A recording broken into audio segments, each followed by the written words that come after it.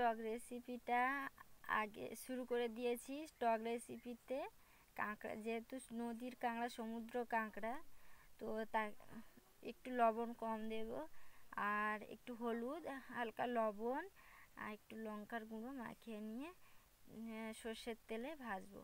সাদা তেলে ভাজলে ভালো লাগে না, তো রিফাইন তেল ইউজ করিনি, আমি মাস্টার অয়েল সর্ষের তেল ইউজ করেছি। আর খুব সুন্দর করে ভেজে নিলাম আগে। তারপরে তেজপাতা, 4টে কাঁচা লঙ্কা আর 1 চামচ গুঁড়ো লঙ্কা দেব। প্রথমে তেঁতুলটাকে ভালো করে ছাড়িয়ে নেব, খোলা ছাড়িয়ে নিয়ে তারপরে রান্না শুরু করে দিয়েছি। রান্নাটা দেখো, ভালো করে চটকে একটু হালকা লবণ দিয়ে চটকে নেব। তেঁতুলটাকে দিয়ে জল হালকা জল দেব, 1 বাটি মতো জল দিয়ে এইবারে তেঁতুলটাকে চটকে নিয়ে একটু গাঢ় হয়ে যাবে।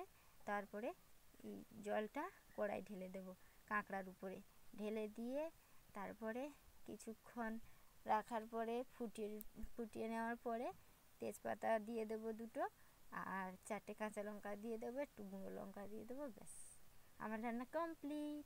আর 1 চা চামচ লবণ, 1 চা চামচ হলুদ গুঁড়ো, 1 চা চামচ লঙ্কার গুঁড়ো, আর 2টো তেজপাতা, একটা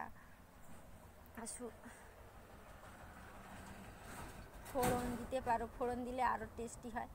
ফোড়ন ইউজ করিনি আমরা, তোমরা ইউজ করতে পারো। ব্যাস এভাবেই রান্না করো, আর 2 মিনিটের রান্না কমপ্লিট। দেখে নাও, একটু খোলাটা ছাড়াতে একটু টাইম লাগে, একটু শক্ত খোলা যেহেতু, তাই একটা লোহার কিছু দিয়ে খোলাটাকে ভেঙে নেবে, নিয়ে তারপরে রান্না করলে আরও ভালো হয়।